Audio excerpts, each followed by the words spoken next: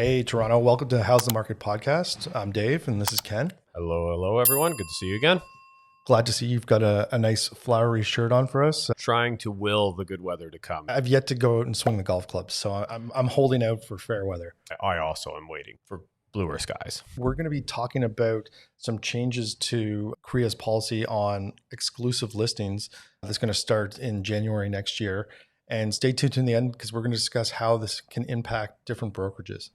In Ontario, we have CREA, which is a national body of realtors. Then we have OREA, which is the Ontario Real Estate Association, which governs the province. And then you have the individual boards underneath it. And so CREA basically created a national policy, and they call it their Realtor Cooperation Policy. And the idea behind this is to really define an exclusive listing and an MLS listing. An exclusive listing, essentially, as it stands at the moment, is any type of property listing that's not on the MLS system. And the agent and brokerage that the listing belongs to has full authority to market the property as they see fit. So they can market it in any manner that they see fit. They can allow showings on the property. You might see coming soon signs, right? So basically, it's any type of advertising that's not on MLS. Right. Multiple listing service, the MLS system, information is distributed to all realtors and they cooperate with one another towards a sale. And as a member of the public, you sort of see that on realtor.ca. Realtor.ca is the big one that everyone sees. That's the public-facing side of the MLS system. And then different agent websites will get feeds from the MLS system. Yep. You might get cert from a realtor that you're working with. That all comes off of the multiple listing service, which is the MLS system. Okay. And so I guess what is the change and why is the change come about? Yeah, so it's a pretty big change. So at the moment, when you choose to list a property in the province of Ontario, you have the option of exclusive, as I said, which is where the listing agent and the listing brokerage has full discretion as to where the property is going to be advertised, how it's to be advertised. And it's essentially everything outside of the MLS system. Right. And so as of right now, there's nothing that regulates exclusive listings. There's nothing that says you can do this, you can't do that. And so due to multiple lawsuits in the United States about it being anti-competitive to not put listings onto multiple listing services, that realtors weren't allowing certain people to view properties. There was potential discrimination, collusion for commission, a whole symphony of different lawsuits and complaints. So CREA essentially decided to get ahead of it and said, we're going to kind of take the lessons of what's happening in the United States, apply it up to Canada and be proactive on this. So as of January of 2024, basically any time an agent does any type of public-facing marketing, and this can be putting a for sale sign on the yard, emailing their clients about it, posting on social media, putting on social media. Exactly. Anything that's public facing, they have 3 days to put it on the MLS system. Okay. So I'm not going to drive by that coming soon sign that's up for 2 months before. The multi-month coming soon sign is going to be a thing of the past, as is, you might see a sign that says exclusive. And if you're someone who's not familiar with real estate, you might just say, well, where can I find information about it? It can be exceedingly difficult to find information on exclusive properties, right? And a lot of times you might not even know properties for sale unless you walk past it and you just happen to see it. So the idea behind this is to really clarify there will be exclusive listings, which kind of harken back to the old days of real estate, which they referred to as pocket listings, where a listing can stay within a brokerage, be marketed within a brokerage, and then be marketed one-to-one. Meaning if I have a listing and I know Dave, let's say he works for a different real estate brokerage, has recently sold a property, I can individually email you and say, hi, I have this property available for sale. It's exclusive. There's nothing public facing about the marketing. It's basically within the realtor network. On a one-to-one basis. The second anyone does anything public facing, instantly has to go into the MLS service within 3 days. That's the rule. So whether that's flyers, like you said, social media, anything that a member of the public would see is considered public facing marketing. And so the problem with the old system was that, we kind of joke about driving by the sign for 2 months there. And sometimes you can't get in to see it. Sometimes you call, there's no information about it. And so it's like, well, what's the purpose of having that out there if a member of the public or other realtors can't show it? That's a huge debate. Some of the benefits are there is enhanced privacy, right? So there's no virtual tour showing every square space of your house that's out on the internet. There's no photos. There's not floor plans. The seller's identity remains essentially protected, right? So it does, you can imagine how certain people, depending on their lifestyle or what they do professionally, this could be very advantageous, right? Yeah. They just did an exclusive listing that we sold the north of the city. And, it was the nature of the property and the situation that was going on with the property and the owner. We decided to do it exclusively. Takes a lot more from our end to shop that property to get it out there. Right. Because, we are reaching out to realtors and we're doing it one-on-one because I know if I go into MailChimp and I put it in spam, they're all going to go to the spam account anyways, right? And nobody's going to open it. But if I send a direct email to each person or I make the phone call, that's me talking to another realtor in the end is how it was sold. Exactly. So, these are changes, but it's really, to a lot of realtors, it doesn't really change a lot of what they do. The way I would always describe the exclusive period was what we would do: sign up a listing. It would be exclusive while we're getting it ready, preparing it for sale. And then I would always equate it to the coming soon trailer to a movie, right? Yeah. So it's like, okay, we're going to tease everybody that it's coming, and then everyone's aware of it. And then if we're going to do the offer date, we're only on the market for 5 to 10 days. People know about the open house. They're aware of the property, and they can plan accordingly, whether it's reaching out to us or to their agent to book it. Right. And to your point, right, it relies exclusively on the marketing network of the realtor who has it. But it also, as I said, if you're a public figure, maybe you're a celebrity, and professional athlete, you might want that discretion. You might not want everyone seeing the inside of your home. So that's the advantage of it. The disadvantage is, as you pointed out, is you're walking by a house and you say, oh, it's coming soon. Great. I'll look for it when it's going to come onto the MLS. And then there's a sold sign on the front yard and you're like, what happened? Yeah. Right. Or to your point, oh, we're not showing the property. There are detractions of that as well. So the idea with this was to clarify: either you're exclusively marketing it, which is essentially you're relying on the realtor network and a brokerage that you're hiring, or you're going public. Is it for sale or isn't it?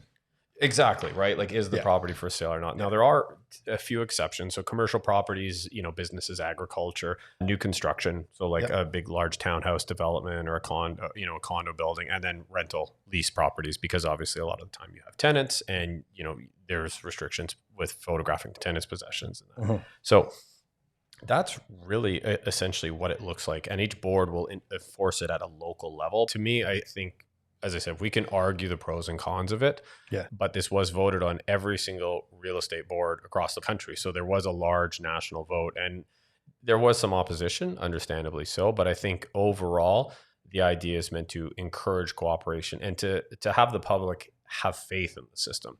Like, if it's going to come onto the MLS, I expect to see it on the MLS. Once it's listed, and a lot of boards, for instance, they have rules. In order to put a property on the MLS, you have to make it available for buyers to visit. Right. To view, to be able to purchase, right? Whereas an exclusive, you don't have to. You can have the coming soon sign on the front yard for 2 months, and you find out, oh, that agent sold it to one of their own clients behind closed doors, and no one had a chance. I think there's really kind of two driving forces behind it.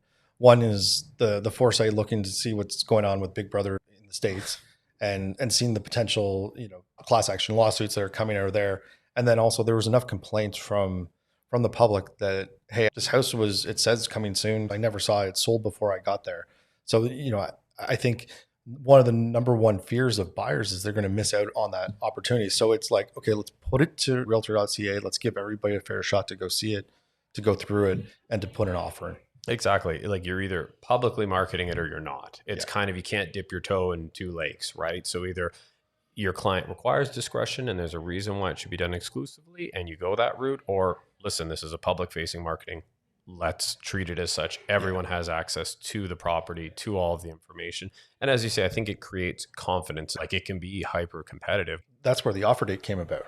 Exactly. Right. I mean, one of the biggest complaints I have is a lot of our housing policies aren't national. They aren't federal. Right. You look at, now the foreign buyer ban, that's a federal policy. But prior to that, you had different provinces and municipalities looking at taxes on foreign buyers, vacancy taxes. So you kind of have these patchwork of policies across the country. Because I think this is a great unified system where everyone knows, okay, great, I can expect a property once it's advertised for sale. I can see it on the MLS. I can go to realtor.ca. I can access this information. And if I like the property, I can go view it and put an offer and purchase this property. How properties are sold in Lethbridge, Alberta is very different than it is in Etobicoke here, as different into Rosedale. Even within the Toronto market, or like you're saying, Halifax to Calgary, it's night and day different. But what I don't think should differ is how properties are handled in terms of us as a profession.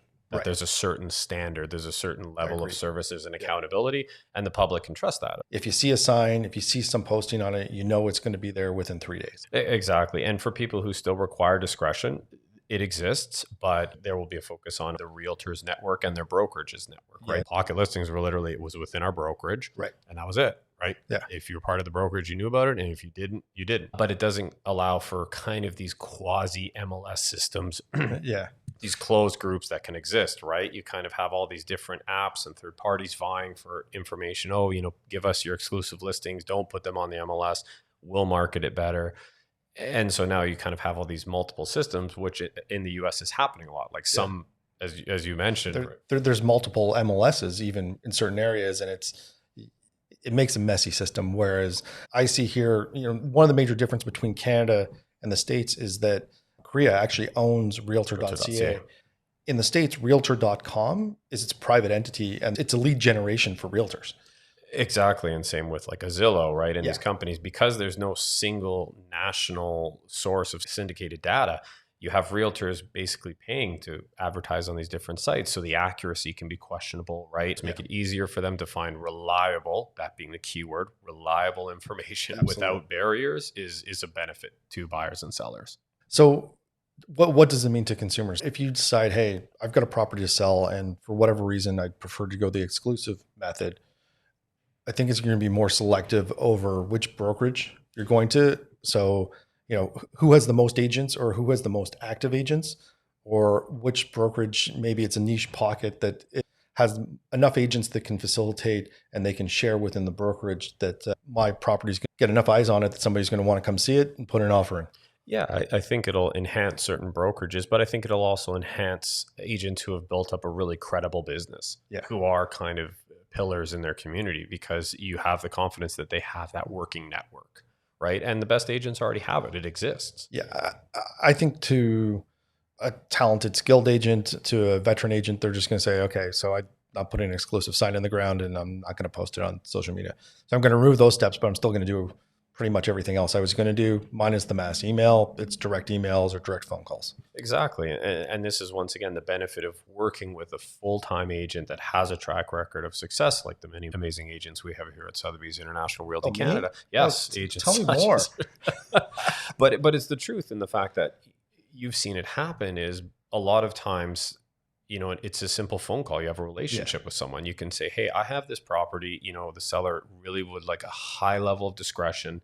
Do you have a buyer? And if you have a good working relationship, both with people within your brokerage and outside of it, you can facilitate those transactions. And that is one of the benefits of working with a really seasoned agent. But I think this policy tries to eliminate the really clandestine secondary market that's in closed private groups, because that's essentially what was happening in a lot of parts of the United States. And that was kind of one of the impetuses for that, is you had these properties that people just couldn't see, they couldn't access, right? And then, you can equate it to forms of discrimination based on race, religion, you name it, right? And so it opened itself up to a lot of ugly policies. So, one can argue whether or not we have these same issues in Canada, but it at least eliminates that barrier. So if you are someone that doesn't want to appear on the MLS, but you'd still like a bit more latitude in terms of the public facing marketing, you have until the end of the year.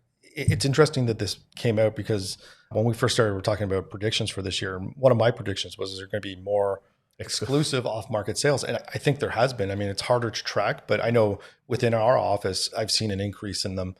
So if you are looking to do it, call your agent, call me, get that ball rolling sooner than later, because a lot of people in this market, in a market where it's shifting, people aren't really sure what's going on. You can't sell a secret. And that's probably the biggest hindrance of an exclusive listing, right? Is you're limited once again to just literally that realtor and that brokerage's marketing efforts. And it's a lot tougher, right? To me, you can say I'm drinking the real estate Kool-Aid, but I think the best thing you can do is put it on the MLS system. We have this great, robust system. We have a national website where all that data is amalgamated as realtor.ca. Why would you not want to show it to the most people possible, especially when you're considering, the past 8 months have been decades low of inventory, month after month after month. One thing that we don't talk about a lot in our industry is the safety. Virtual tours have come so far. You can get a Matterport tour of the house. It's interactive of every room.